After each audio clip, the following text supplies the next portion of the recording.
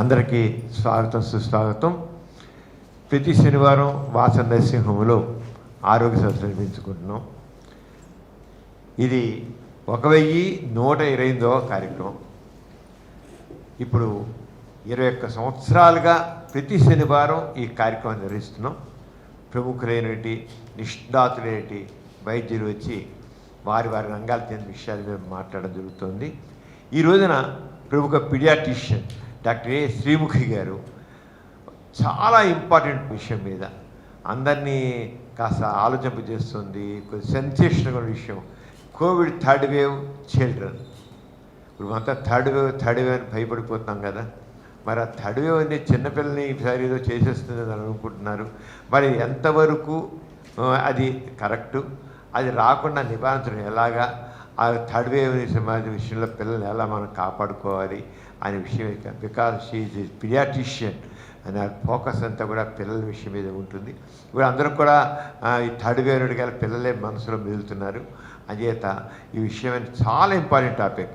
Facebook friends మీరందరూ చూస్తున్నారు కదా, చాలా ఇంపార్టెంట్ టాపిక్ కనుక మీరు షేర్ చేయండి. దగ్గర వాళ్ళు కూడా మీ వాళ్ళందరూ కూడా షేర్ చేయండి. వాళ్ళందరూ కూడా చూడ వీలుంటుంది. అలాగే దీన్ని మళ్ళీ యూట్యూబ్లో మళ్ళీ ఇల్లు ఉదయానికల్లా యూట్యూబ్లో వస్తుంది. మీ అందరూ తెలుసు డాక్టర్ సమరం హెల్త్ ఛానల్ ఆరోగ్యం దాంట్లో హెల్త్ సంబంధించిన మనం పెడుతున్నాం. డాక్టర్ సమరం మల్టీ ఛానల్ నెట్వర్క్ ద్వారా 20 ఛానల్స్ మనం రన్ చేస్తున్నాం. దాంట్లో హెల్త్ ఛానల్ ఒకటి. మీరందరూ కూడా చాలా చక్కగా చూస్తున్నారు. ఇప్పుడు డాక్టర్ శ్రీముఖి గారిని కోవిడ్ థర్డ్ వేవ్ చిల్డ్రన్ ఆ విషయం మీద మాట్లాడుతున్నా కోరుతున్నాను.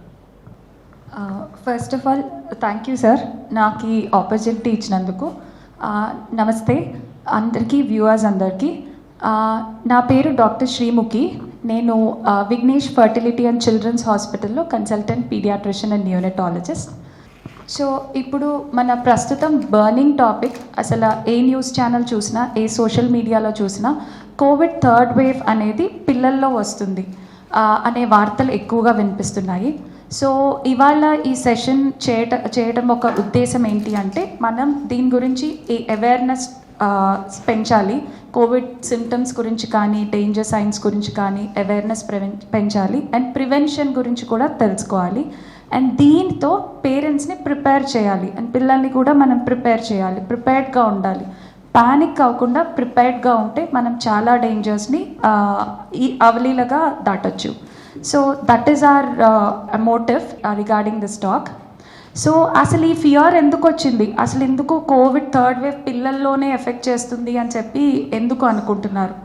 సో ఫస్ట్లో ఏంటంటే జూన్లో అలాగా ఎక్స్పర్ట్స్ అందరూ భావించింది, ఫస్ట్ వేవ్ చూస్తే మనం ఎక్కువ 60 ఏళ్ళు పైబడిన వాళ్ళల్లో కోవిడ్ సివియర్ డిసీజ్ వచ్చింది, మోడరేట్ టు సివియర్ డిసీజ్. అది కూడా కోమార్బిడిటీస్ లైక్ బీపీ కానీ, షుగర్ కానీ, ఆస్తమా కానీ, హార్ట్ డిసీజెస్ కానీ ఉన్న వాళ్ళల్లో ఎక్కువగా సివియర్ డిసీజ్ వచ్చింది. కానీ మనం సెకండ్ వేవ్లో చూస్తే ఎక్కువ 20 to 40 years వాళ్ళు ఎఫెక్ట్ అయ్యారు. ఇప్పుడు థర్డ్ వేవ్ ఏమైనా పిల్లల్లో ఎక్కువ వస్తుందా, అది పర్టికులర్గా ఆ 10 to 18 years ఏజ్ గ్రూప్ పిల్లల్లో ఎక్కువ వస్తుందా అని ఎక్స్పర్ట్స్ భావించారు. సెకండ్ ఇంకో ఫియర్ ఏంటి అంటే, next slide, and vaccines. Second wave అప్పటికి మోర్ దాన్ 60 years వాళ్ళకి మోస్ట్లీ న్యాచురల్గా కానీ లేకపోతే వ్యాక్సినేట్ అయి ఉండి కానీ వాళ్ళకి ఇమ్యూనిటీ అగెయిన్స్ట్ కోవిడ్ ఉండింది. దానివల్ల ఈ 20 to 40 years ఏజ్ గ్రూప్ వాళ్ళు ఎక్కువ ఎఫెక్ట్ అయ్యారా అనే అనుమానంతో సేమ్ ఇప్పుడు థర్డ్ వేవ్ వచ్చేసరికి మనం 18 to 45 కూడా వ్యాక్సినేషన్స్ ఇస్తున్నాం. సో అబవ్ 18 అందరూ వ్యాక్సినేట్ అయి ఉంటున్నారు. పిల్లల్లో వ్యాక్సిన్స్ ఇంకా ఇండియాలో లేవు. సో అది కూడా ఒక రీజనా, లైక్ పిల్లల్లో వచ్చే ఛాన్సెస్ ఎక్కువగా ఉంటాయా, పిల్లలు ఎక్స్పోజ్ అయ్యే ఛాన్సెస్ ఎక్కువగా ఉంటాయా అనేది ఒక డౌట్. థర్డ్ డౌట్ ఏంటి అంటే, నెక్స్ట్ స్లైడ్, మనం ఫస్ట్ వేవ్తో కంపేర్ చేస్తే సెకండ్ వేవ్లో పిల్లల్లో కోవిడ్ ఇన్ఫెక్షన్స్ ఎక్కువగా చూసాము. నేను గవర్నమెంట్ హాస్పిటల్లో చేసేదాన్ని. సో ఇప్పుడు ఫస్ట్ వేవ్లో మనం నేను గవర్నమెంట్ హాస్పిటల్ కోవిడ్ వార్డులో చేసినప్పుడు సివియర్ డిసీజ్తో కోవిడ్తో అడ్మిట్ అయిన పిల్లలు చాలా తక్కువ. ఇట్స్ లైక్ ఆల్మోస్ట్ 6-7 monthsలో మాకు 3-4 పిల్లలు మాత్రమే ఎఫెక్ట్ అయ్యారు. కానీ సెకండ్ వేవ్లో చూసినప్పుడు మాత్రం పిల్లలు కోవిడ్ సిమ్టమ్స్తో, మెయిన్గా MIS-C సిమ్టమ్స్తో, అంటే మల్టీ ఇన్ఫ్లమేటరీ సిస్టమ్ డిసార్డర్, అది కోవిడ్ వల్ల కలిగే జబ్బు అనమాట. ఆ జబ్బుతో వచ్చిన వాళ్ళు సెకండ్ వేవ్లో ఎక్కువగా ఉన్నారు. సో అందుకని ఈ 3 రీజన్స్ మూలాన ఇది ఏమన్నా ఏజ్ షిఫ్ట్ ఉంటుందా, వ్యాక్సినేషన్స్ లేవు పిల్లల్లో, అండ్ సివియర్ డిసీజ్ సెకండ్ వేవ్లో కొంచెం కేసెస్ ఎక్కువైనాయి. ఈ 3 రీజన్స్ మూలాన ఎక్స్పర్ట్స్ అందరూ భావించింది కోవిడ్ థర్డ్ వేవ్ ఈ పిల్లల్లో ఎక్కువగా వస్తాయి అని చెప్పి. కానీ దీనికి నేను మీకు ఒక రిలీఫ్ చూపిస్తాను. లైక్ రీసెంట్గా జరిగిన స్టడీ, నెక్స్ట్ స్లైడ్. ఇది రీసెంట్గా జరిగిన AIIMS study and Rajasthan epidemiological survey అనమాట. దీనిలో సర్వేలో తెలిసింది ఏంటి అంటే ఢిల్లీలో ఎయిమ్స్ వాళ్ళు ఏం చేశారు, ఒక 10,000 కిడ్స్ని అక్కడ అండ్ చుట్టుపక్కల విలేజెస్లో కూడా ఈ స్టడీ చేశారు. చేసిన దానిలో చూసింది ఏంటంటే ఆ 10,000 మందిలో ఆల్మోస్ట్ 70% కిడ్స్ కోవిడ్ వచ్చి ఎఫెక్ట్ అయి ఉన్నారు. అండ్ ఈవెన్ పక్కన విలేజెస్లో కూడా almost 40 to 50% kids already Covid వచ్చి ఎఫెక్ట్ అయి ఉన్నారు. సో దీనివల్ల మోస్ట్లీ కోవిడ్ అనేది పిల్లల్లోనే వస్తుంది థర్డ్ వేవ్ అనేది మాత్రం డెఫినెట్లీ నో. ఈ ఎయిమ్ స్టడీ కానీ ఎపిడెమిలాజికల్ సర్వే చెప్పేది కానీ ఇట్స్ డెఫినెట్లీ నో. ఓన్లీ పిల్లల్లో రాదు, డెఫినెట్గా పిల్లలు అడల్ట్స్ అందరూ ఎఫెక్ట్ అవుతారు.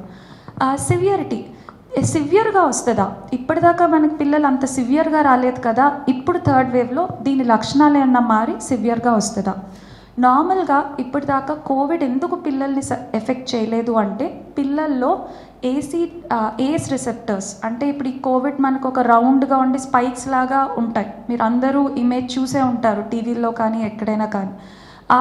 ఆ స్పైక్ వెళ్ళి మన బాడీలో నోస్లో కానీ లంగ్స్లో కానీ ఉండే ఏసీ రిసెప్టర్కి అతుక్కుంటేనే అప్పుడు కోవిడ్ యొక్క సిమ్టమ్స్ ఎక్కువగా ఉంటాయి. కానీ పిల్లల్లో ఈ ఏసీ రిసెప్టర్స్ అనేవి న్యాచురల్గానే తక్కువ ఉంటాయి. సో అందుకనే పిల్లల్లో ఈ సివియరిటీ అనేది ఇప్పటిదాకా కనిపించలేదు. సో ఈ రీసెంట్ స్టడీస్ బట్టి చెప్పగలిగేది ఏంటంటే మోస్ట్లీ పిల్లల్లో ఇది సివియర్ డిసీజ్గా ప్రెజెంట్ అవ్వకపోవచ్చు. ఇది నాకే కాదు, పేరెంట్స్కి కాదు, చాలామందికి ఇది ఒక sigh of relief. So this aim study ఒక రిలీఫ్ అన్నమాట, పిల్లల్లో ఎక్కువ సివియర్గా రాదు అనటానికి. కాకపోతే ఈ కోవిడ్ అనేది మనకి చాలా సర్ప్రైజెస్ ఇస్తుంది. లాస్ట్ టైం సెకండ్ వేవ్ మనందరం ఎక్స్పెక్ట్ చేయలేదు. అంతా కొంచెం సర్ప్రైజెస్, వేరియస్ డిఫరెంట్ ప్రెజెంటేషన్స్ వచ్చినాయి సెకండ్ వేవ్లో కిడ్స్లో. సో ఎప్పుడైనా మనం ప్రిపేర్డ్గా ఉండటం బెటర్. ప్రిపేర్డ్ అంటే ఏం లేదు, మనకి అవేర్నెస్ ఉండాలి. మనం అసలు కోవిడ్ సిమ్టమ్స్ పిల్లల్లో ఎలా వస్తాయి, డేంజర్ సైన్స్ ఏంటి, ఏ డేంజర్ సైన్స్ ఉంటే మనం అర్జెంట్గా డాక్టర్ దగ్గరికి తీసుకువెళ్ళాలి అనేది ప్రిపేర్డ్ ఉండాలి. అండ్ ఫస్ట్ ఎయిడ్ మెజర్స్ గురించి ప్రిపేర్డ్గా ఉండాలి. అంటే పిల్లలకి ఫీవర్ వచ్చింది, మనం ఏం చేయాలి, అండ్ పిల్లలకి ఫీవర్తో పాటు ఫిట్స్ వచ్చే లక్షణాలు ఉన్న పిల్లలు కొంతమంది ఉంటారు, వాళ్ళల్లో మనం ఏం ఫస్ట్ ఎయిడ్ జాగ్రత్తలు తీసుకోవాలి, ఇలాంటివి మనం ప్రిపేర్ అయ్యి ఉండాలి. పానిక్ అవ్వడం వల్ల అనవసరమైన ఇబ్బందులు తప్పితే యూజ్ అయితే ఏమీ ఉండదు. So be prepared and don't panic. That is my statement for this thing.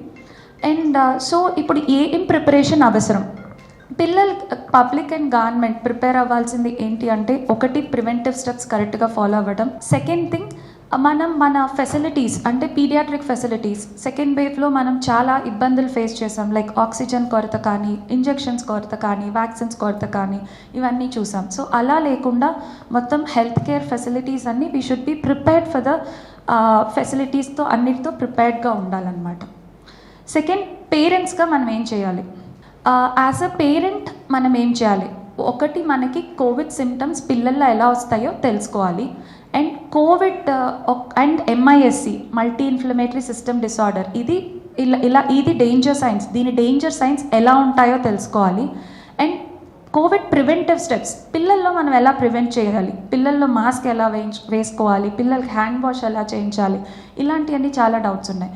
And emergency contact numbers అనేవి రెడీగా పెట్టుకోవాలి. లైక్ మనకి ఇలాంటి సిమ్టమ్స్ కనిపించగానే మనం ఒక పీడియాట్రిషియన్ నెంబర్, లేకపోతే ఏ హాస్పిటల్లో ఇలాంటి కేసెస్ అన్నీ డీల్ చేస్తారన్న వాళ్ళ నెంబర్ మనం ఇంట్లో ఒక వాల్ మీద పెట్టుకోవాలి. So that every one will be aware and ఫాస్ట్గా మనకి మెడికల్ అప్రోచ్ దొరుకుతుంది కాబట్టి. So early diagnosis, early identification of symptoms, right time of treatment, ఈ 3 జరిగినప్పుడు ఎప్పుడూ పిల్లల్లో మోర్టాలిటీయే లేదు, ఈవెన్ ఫస్ట్ వేవ్లో కానీ సెకండ్ వేవ్లో కానీ. సో వీటి గురించి అవేర్నెస్ ఇంపార్టెంట్. సో పిల్లల్లో సిమ్టమ్స్ ఎలా ఉంటాయి? మోస్ట్లీ పిల్లల్లో సిమ్టమ్స్ 94% ఎసిమ్టమాటిక్గానే ఉంటాయి. 94% ఎసిమ్టమాటిక్గానే ఉంటారు పిల్లలు. సో ఓన్లీ 6% పిల్లల్లో మాత్రమే మనకి మోడరేట్ టు సివియర్ సిమ్టమ్స్ కనిపిస్తున్నాయి. దానిలో కూడా 2 to 3%, అంటే 100 మంది ఎఫెక్ట్ అయితే ఇద్దరు ముగ్గురు మాత్రమే హాస్పిటలైజేషన్ అవసరమయ్యే లక్షణాలు ఉంటున్నాయి. సో ఈ కోవిడ్ సిమ్టమ్స్ ఏంటి? మామూలుగా పెద్దవాళ్ళలో వచ్చినలాగానే ఫీవర్ ఉంటుంది, పిల్లల్లో హెడేక్ ఉంటుంది, కోల్డ్, కాఫ్, గొంతు నొప్పి, వాంతులు, విరోచనాలు, కడుపులో నొప్పి, ర్యాష్, రాగా రావటం, కళ్ళు మంట ఇలాంటివి ఉండడం, loss of smell and taste. ఈ సిమ్టమ్స్ అన్నీ పిల్లల్లో ఉంటాయి. కానీ పెద్దవాళ్ళతో పోలిస్తే పిల్లల్లో తేడా ఏంటి, వ్యత్యాసం ఏంటి అంటే పిల్లల్లో ఎక్కువ GI సిమ్టమ్స్ అంటే gastro intestinal symptoms, vomiting, diarrhoea ఎక్కువ ఉంటాయి. పిల్లల్లో కోల్డ్ కాఫ్తో ప్రెజెంటేషన్ కంటే fever, vomiting, loose stools presentation ఎక్కువ చూసాం ప్రీవియస్గా. సెకండ్ థింగ్, మనం ఇప్పుడు డేంజర్ సిమ్టమ్స్ అంటే ఏంటి అంటే నేను మీకు 6% మోడరేట్ సివియర్ కేసెస్ ప్రెజెంట్ అవుతున్నాయని చెప్పాను కదా, ఆ పిల్లల యొక్క లక్షణాలు ఎలా ఉంటాయి అండ్ ఏ సిమ్టమ్స్ వచ్చినప్పుడు మనం వెంటనే డాక్టర్ దగ్గరికి తీసుకువెళ్ళాలి. సో ఇవి వార్నింగ్ సైన్స్. ఈ టేబుల్ అనేది పేరెంట్స్ అందరి దగ్గర ఉండాలి అండ్ ఈ అవేర్నెస్ అనేది పేరెంట్స్ అందరి దగ్గర ఉండాలి. లైక్ ఫీవర్ 3 రోజుల కన్నా ఎక్కువ ఉండడం, అది high grade fevers like 102, 103 degrees high grade fever రావటం, ఆయాసం ఉండడం అండ్ మెయిన్గా లెథార్జీ అంటే ఎక్స్ట్రీమ్ టైర్డ్నెస్. అది ఎలా ఉంటుందంటే పిల్లలు నార్మల్గా ఫీవర్ వచ్చినప్పుడు ఫీవర్ ఉన్నప్పుడు తప్పితే మిగతా సమయంలో ఆడుకుంటూనే ఉంటారు, ఇదిగానే ఉంటారు. కానీ ఆ టైంలో కూడా నీరసంగా ఉన్నారు అంటే అది మనకి ఎర్లీ సైన్ అనమాట, వాళ్ళల్లో సివియర్ డిసీజ్ వచ్చే ఛాన్సెస్ ఉన్నాయని. అండ్ ర్యాష్, ఒంటి మీద నునుపుగు లాంటి ర్యాష్ లాంటిది రావటం, గవద బిళ్ళలు వాయడం అండ్ నోటిలో పొక్కుల్లాగా మౌత్ అల్సర్స్ రావటం, సివియర్ అబ్డామినల్ పెయిన్, కడుపులో నొప్పి ఎక్కువగా ఉండటం, ఇలాంటివి మనం పిల్లల్లో చూసే వార్నింగ్ సైన్స్. ఇలాంటి సిమ్టమ్స్ ఎప్పుడున్నా మనం వెంటనే డాక్టర్ని సంప్రదించాలి. Next, so always prevention is better than cure. Mild asymptomatic symptoms ఉన్నప్పుడు జస్ట్ డాక్టర్తో ఆన్లైన్ కన్సల్ట్ కానీ డైరెక్ట్ కన్సల్ట్ కానీ తీసుకొని ఫీవర్కి వీటికి ఏం వాడాలో తెలుసుకొని అవి వాడండి, ఇంట్లోనే ట్రీట్మెంట్ తీసుకోవచ్చు. మోడరేట్ టు సివియర్ సిమ్టమ్స్, ఇందాక మోడరేట్ టు సివియర్ సిమ్టమ్స్ ఉన్నట్టు ఉంటే మాత్రం డెఫినెట్గా హాస్పిటల్కి వెళ్ళాలి. ఎర్లీగా ఐడెంటిఫై చేస్తే రైట్ ట్రీట్మెంట్ టైంకి తీసుకుంటే తొందరగా క్యూర్ అవుతుంది. సో ఇప్పుడు prevention is always better than cure. మనం కోవిడ్ రాకుండా ప్రివెన్షన్కి ఏం చేయాలి అది నెక్స్ట్ స్లైడ్స్లో చెప్తాను. SMS మనం అందరం ఆడియోస్లో కానీ రేడియోలో కానీ FMలో కానీ సోషల్ మీడియాలో కానీ అన్ని చోట చూస్తున్నాం. Same sanitise, mask and social distancing should be followed in children also. నా ఉద్దేశంలో ఆ SMSకి V కూడా యాడ్ చేయాలి. ఆ V ఏంటంటే vaccination. So next first thing mask. పిల్లల్లో ఎలా మాస్క్ ధరించాలి? So less than main points ఈ మాస్క్ ధరించే విషయాల్లో నేను ఒక 5 పాయింట్స్ చెప్తాను. First thing, less than 2 years పిల్లలకి మాస్క్ వేయొద్దు. ఓన్లీ అబవ్ 2 years పిల్లలకి మాత్రమే మాస్క్ ఈజ్ అడ్వైస్డ్. ఎందుకు అంటే లెస్ దాన్ 2 years పిల్లల్లో ఎయిర్వేస్ అనేవి చాలా చిన్నగా ఉంటాయి. వాళ్ళకి మాస్క్ ఇవన్నీ వేయటం వల్ల కొన్నిసార్లు అబ్స్ట్రక్షన్ వచ్చే అవకాశాలు ఉంటాయి. సో మాస్క్ అనేది ఓన్లీ అబవ్ 2 years పిల్లలకి మాత్రమే వాడాలి. సెకండ్ థింగ్, మాస్క్ ఎప్పుడు వేసినా ఫ్రంట్ సైడ్ మాత్రం టచ్ చేయకూడదు. ఫ్రంట్ సైడ్ ఒకవేళ టచ్ చేస్తే వెంటనే చేతులు కడగటం కానీ లేకపోతే శానిటైజ్ చేసుకోవడం కానీ చేయాలి. థర్డ్ పాయింట్, ఎప్పుడు పిల్లలకి ఇది ఎడ్యుకేట్ చేయండి. Don't touch your mouth, eyes and nose, MEN, don't touch your men, like mouth, eyes and nose, ఈ 3 టచ్ చేయకూడదు ఫింగర్స్తో.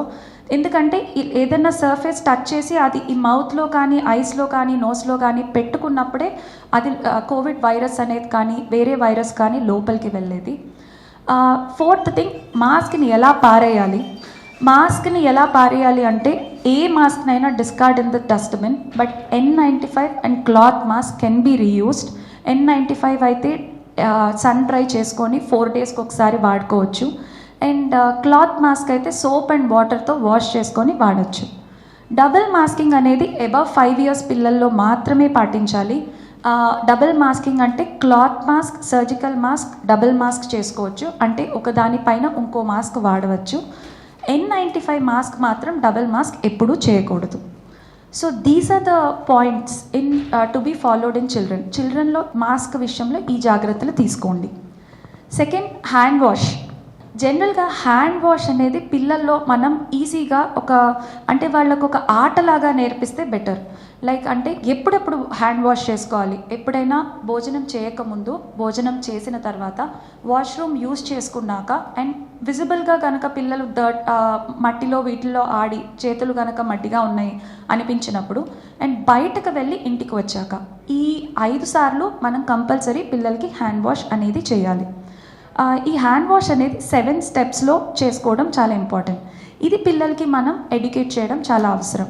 సో ఈ 7 స్టెప్స్ ఏంటంటే palm to palm, back of the palm, interlock in between fingers, and back of the nail beds అనేవి cover అవ్వాలి. Thumb, చాలామంది థంబ్ని wash చేసుకోరు, so ఆ thumb అనేది కవర్ చేయాలి. Tip of the fingers cover చేసుకోవాలి, వ్రిస్ట్ కవర్ చేయాలి. ఈ 7 స్టెప్స్ ఆఫ్ హ్యాండ్ వాష్ అనేది ప్రాక్టీస్ చేయించండి పిల్లలతో. And mostly hand wash at least 20 to 30 seconds పిల్లలు చేసుకునేటట్టు ఎడ్యుకేట్ చేయండి. పిల్లలకి ఏ విషయం నేర్పించాలన్నా ముందు మనం పాటించాలి. మనల్ని చూసే పిల్లలు అనుసరిస్తారు. సో మనం హ్యాండ్ వాష్ చేస్తున్నప్పుడు కూడా ఇవి పాటిస్తే పిల్లలు ఆటోమేటిక్గా మనల్ని చూసి నేర్చుకుంటారు. Third thing, social distancing. పిల్లలు మాస్క్ వాడటం అండ్ సోషల్ డిస్టెన్సింగ్ పాటించడం పిల్లల్లో కొంచెం కష్టమైన పనే. సేమ్ ఇక్కడ కూడా పేరెంట్స్ మనం అనుసరిస్తుంటే ఆటోమేటిక్గా పిల్లలు అనుసరిస్తారు. మనం ఎడ్యుకేట్ చేయడం ఇంపార్టెంట్. ఇప్పుడు ఇది ప్రివెంటివ్ స్టెప్స్. దీంతో పాటు 4th థింగ్ నేను చెప్పింది వ్యాక్సినేషన్. సో ఈ వ్యాక్సిన్ అనేది ఇంకా పిల్లల్లో రాలేదు. సో అబవ్ 12 years మాత్రం ఈ మధ్య జైకోవిడ్ వ్యాక్సిన్ అనేది ట్రయల్స్లో నుంచి వచ్చి ఇప్పుడు అప్రూవ్ చేశారు. So above 12 years, 12 to 18 years పిల్లలకి మాత్రం వ్యాక్సిన్స్ అవైలబుల్గా ఉన్నాయి. 2 to 12 years పిల్లలకి ఇప్పుడు స్టడీస్ జరుగుతున్నాయి. మోస్ట్లీ సెప్టెంబర్, అక్టోబర్లో ఆ స్టడీస్ పూర్తయి వాళ్ళకు కూడా కోవిడ్ వ్యాక్సిన్ అనేది వస్తుంది. అండ్ ఆ ట్రయల్స్ పూర్తయ్యాక కోవిడ్ వ్యాక్సిన్ అనేది మీ పిల్లలకి కంపల్సరీ ఇవ్వండి. కానీ ఈ లోపల ఫస్ట్ పేరెంట్స్ అందరూ వ్యాక్సినేట్ అయి ఉండాలి, స్కూల్లో టీచర్స్ అందరూ వ్యాక్సినేట్ అయి ఉండాలి, స్కూల్లో స్టాఫ్ అందరూ వ్యాక్సినేట్ అయి ఉండాలి. త్వరలో స్కూల్ స్టార్ట్ చేస్తారు. వీళ్ళందరూ వ్యాక్సినేట్ అయి ఉంటే ఎక్స్పోజర్ అనేది పిల్లలకి కొంచెం తగ్గుతుంది. So vaccination is our 4th step for prevention. So ఈ స్టెప్స్ అన్నీ పాటించి ప్రివెన్షన్ ఎలా చేయాలో తెలుసుకున్నాం. సో నెక్స్ట్ థింగ్, నన్ను చాలామంది ఓపీలో కామన్గా అడిగే క్వశ్చన్ ఇది. 94% పిల్లలు అసిమ్టమాటిక్గా ఉంటున్నారు అంటున్నారు కదా మేడం. సో 94% పిల్లల్లో మా పిల్లల్ని ఎలా ఉంచాలి అని. సో మా పిల్లల్లో ఇమ్యూనిటీ ఎలా పెంచాలి అని చెప్పి ఏదైనా మందు రాయండి, ఏదైనా ఒక సీక్రెట్ ఫుడ్ చెప్పండి అంటారు. But it's never a single food or single drug to improve your child's immunity. ఎప్పుడూ ఇది హోలిస్టిక్ అప్రోచ్, హోల్సమ్. అంటే అన్ని 4 components ఉంటాయి ఇమ్యూనిటీ బిల్డప్ చేయడానికి. So the 4 components are always diet, exercise, sleep and mental health. So ఈ 4 components మీ పిల్లల్లో మీరు improve చేయగలగాలి. ఇప్పుడు పిల్లలు ఎలాగో ఇంట్లోనే ఉంటున్నారు, అండ్ ఈ 4 ఇంప్రూవ్ చేయడానికి కూడా నేను కొన్ని టిప్స్ చెప్తాను.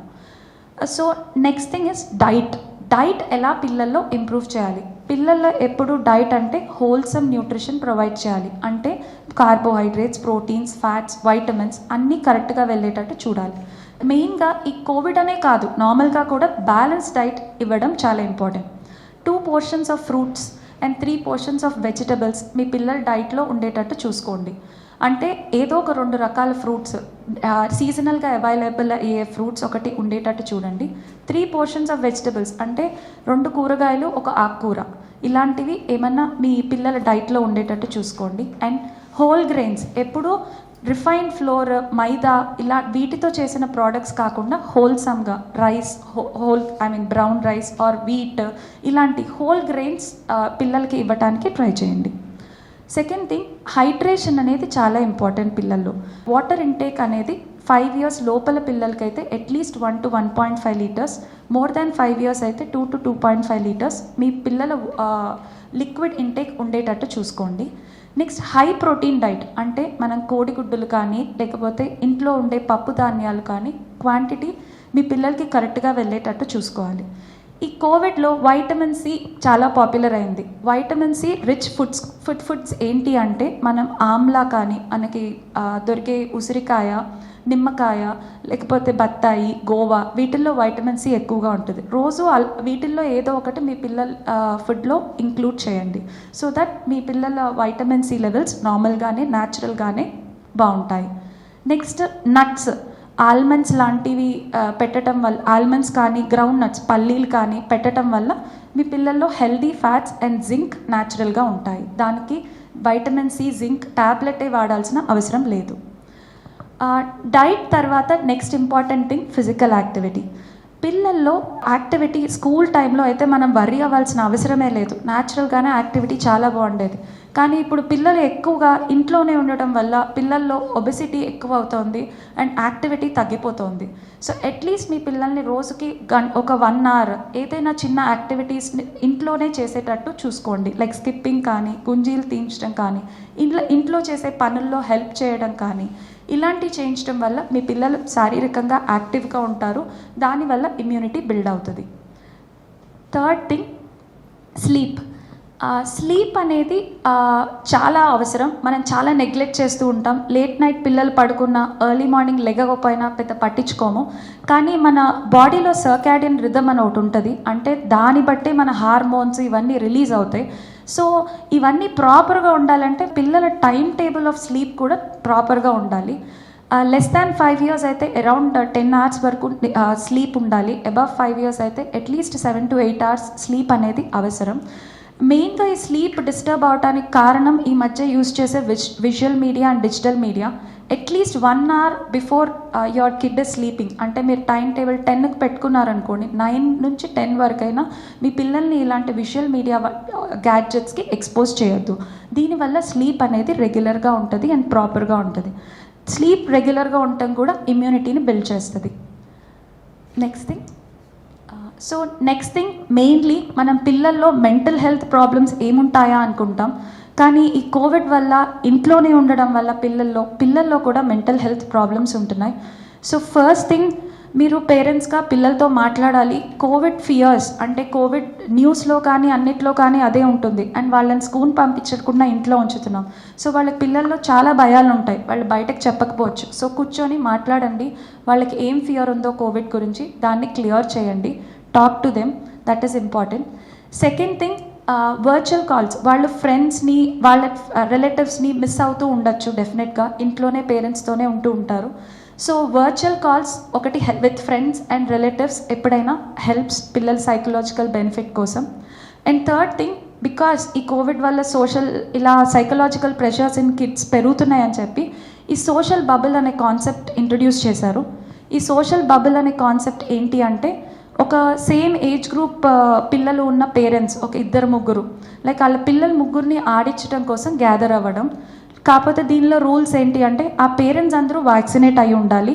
అండ్ వాళ్ళు అంటే లైక్ పిల్లల్ని వాళ్ళ ముగ్గురు మాత్రమే అవి రెగ్యులర్గా రిపీట్ చేయాలి. It should not be again with an other crowd అనమాట. సో పేరెంట్స్ అందరూ వ్యాక్సినేట్ అవ్వటం, ప్రివెంటివ్ మెషర్స్ ఫర్ కోవిడ్ పాటిస్తూ ఇలా ఒక సోషల్ బబుల్ క్రియేట్ చేసుకొని పిల్లల్ని ఆడించటం చేయొచ్చు. సో ఈ 4 కాంపోనెంట్స్ ఆఫ్ ఇమ్యూనిటీ బిల్డప్ చేసుకొని మీ పిల్లల ఒక ఇమ్యూనిటీని బిల్డ్ చేసుకోవచ్చు. So last word, breast feeding if mother is Covid positive. చాలామంది బ్రెస్ట్ ఫీడింగ్ని కోవిడ్ పాజిటివ్ వచ్చింది మదర్లో అని ఆపేస్తూ ఉంటారు. కానీ అది ఆపవలసిన అవసరం అస్సలు లేదు. ఎందుకంటే బ్రెస్ట్ మిల్క్లో కోవిడ్ పాస్ అవ్వదు బేబీకి. కానీ ఎప్పుడు పాస్ అవుతుంది అంటే, మదర్ కనుక ఆ బేబీ మీద తుమ్మినా దగ్గినా ఆ డ్రాప్లెట్స్ వల్ల పిల్లల్లో కోవిడ్ అనేది వస్తుంది. సో ఈ 3 W's, wash hands, surfaces wipe చేసుకోవడం, అంటే ఎప్పుడైనా దగ్గినా తుమ్మినా ఆమె రొమ్ము మీద ఏమన్నా డ్రాప్లెట్స్ పడినాయి అంటే వాటిని సోప్ వాటర్తో వాష్ చేసుకోవడం, లేకపోతే ఒక శానిటైజ్ చేసుకొని ఫీడ్ చేయాలి. అండ్ మాస్క్ వేసుకోవడం, డబుల్ మాస్క్ బెటర్. పిల్లల్ని ఫీడ్ చేసేటప్పుడు డబుల్ మాస్క్ వేసుకొని ఫీడ్ చేయాలి. సో ఈ 3 W's పాటిస్తూ మదర్ బ్రెస్ట్ ఫీడింగ్ నిర్భయంగా కంటిన్యూ చేయొచ్చు. So take home message, only these things, preventive steps అందరూ పాటించాలి. పేరెంట్స్ నుంచి అనుసరించే పిల్లలు పాటిస్తారు. సో పిల్లలకి ప్లేఫుల్ మెథడ్లో ఇవి ఎడ్యుకేట్ చేయండి అండ్ పాటించేటట్టు చూడండి.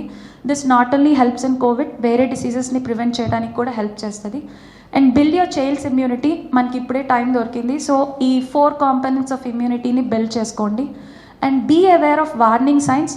అసలు వార్నింగ్ సైన్స్ ఏంటి, పిల్లల్లో కోవిడ్ వస్తే డేంజర్ సైన్స్, ఎంఐఎస్సి కానీ కోవిడ్ కానీ ఏంటి వార్నింగ్ సైన్స్ తెలుసుకోండి.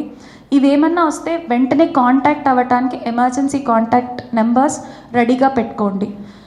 ప్రిపేర్డ్గా ఉండండి, don't panic and be aware about first aid symptoms and warning signs, and this will prevent COVID mortality in children. దీనివల్ల మనం చాలా లైఫ్ సేవ్ చేయొచ్చు. Thank you. Doctor Srimukhi garu చాలా చక్కగా చెప్పారు. ఎక్సలెంట్. ఎవరు ప్రశ్న మీద పంపించడం గురించి ఎన్నిసార్లు అందరికీ అండర్స్టాండింగ్ చక్కగా చెప్పారు. ఫేస్బుక్లో చాలా చక్కగా రెస్పాండ్ అయ్యారు. ఎవరు ప్యానిక్ అవసరం లేదు ముఖ చివరిలో చెప్పారు. నిజమే, ప్యానిక్ అవసరం. ఆ విషయం విన్న వాళ్ళందరికీ తెలిసిపోతుంది ప్యానిక్ అవసరం. ఇంకో విషయం చక్కగా అందరికీ తెలిసే విషయం చెప్పారు. పిల్లల్లో ఎందుకు ఇంత డేంజర్ బెల్స్ ఉండవు అని.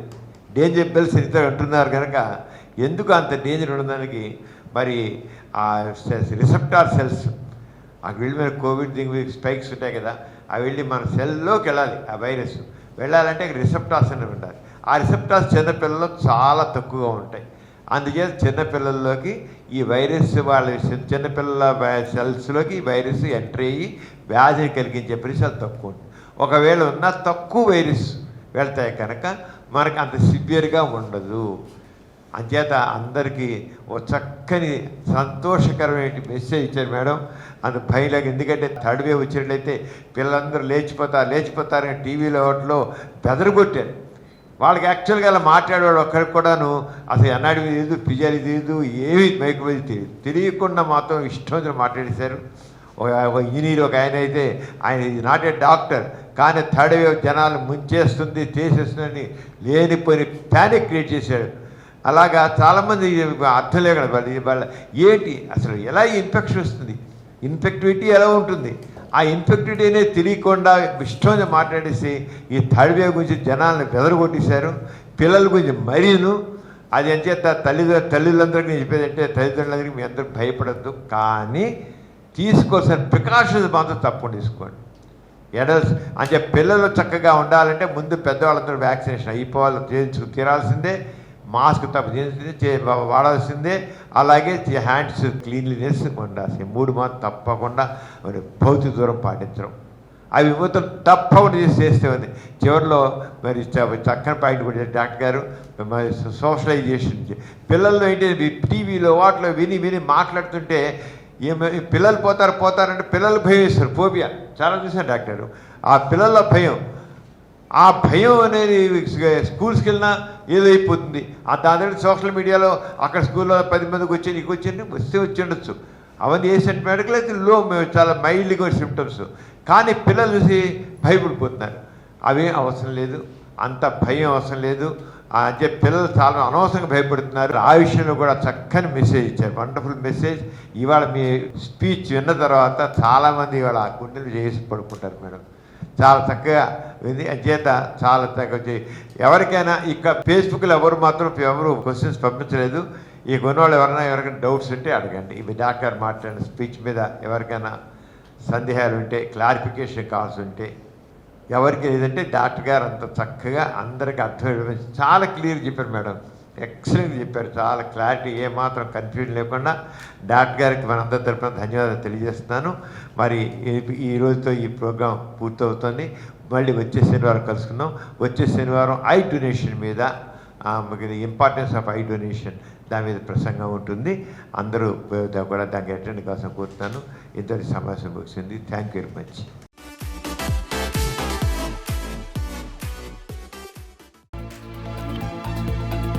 కొత్త వీడియోల కోసం మా ఛానల్కి సబ్స్క్రైబ్ చేయండి.